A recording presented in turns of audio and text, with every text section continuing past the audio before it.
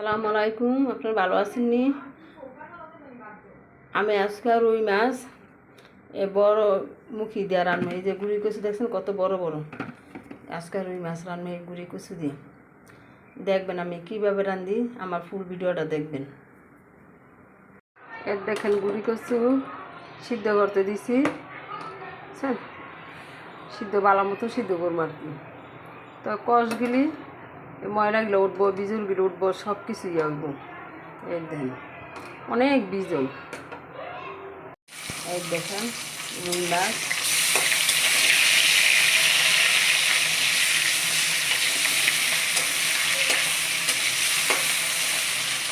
দিলাম।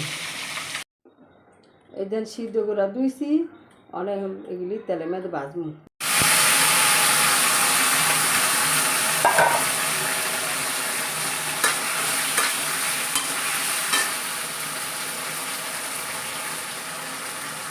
সাইডে তেল ভাজিয়া এলে বিজল দিলে ব্যাগ উঠছে, সিদ্ধ না করলে বিজল দিয়ে উঠলো, মানে না দিলে বিজল দিয়ে থাকলো অনেক বিজল।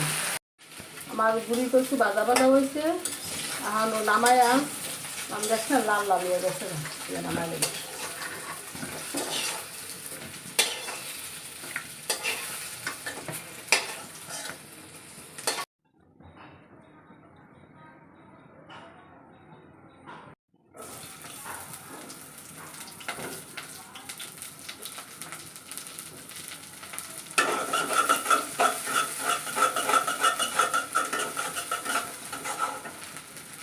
বাবা গুড়ি কচুটা একটু বেশি লাগলো, আবার একটু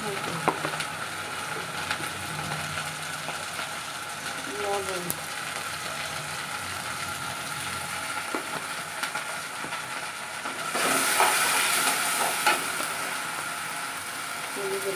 হলুদের গুঁড়া একটু কম দিলাম আর কি, বেশি হলুদ হলে খাইতে ভালো লাগবে না।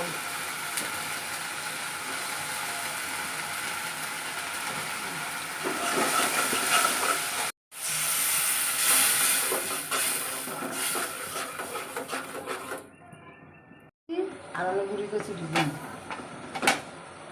গরম তো।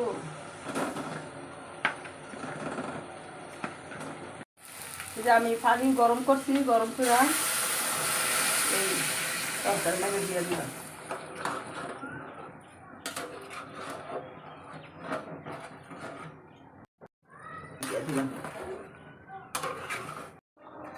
এদিক দেখেন আমার তরকারি হয়ে গেছে গা, কত সুন্দর কালার হয়েছে।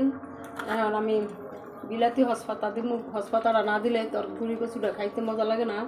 গেরা নাই না, হসপাতাটা দিলে গুড়ি কচুর তরকারি, মানে হসপাতা না দিলে খাইতে কোনো স্বাদ নাই, কিন্তু হসপাতাটা দিলে খাইতে মজা লাগে।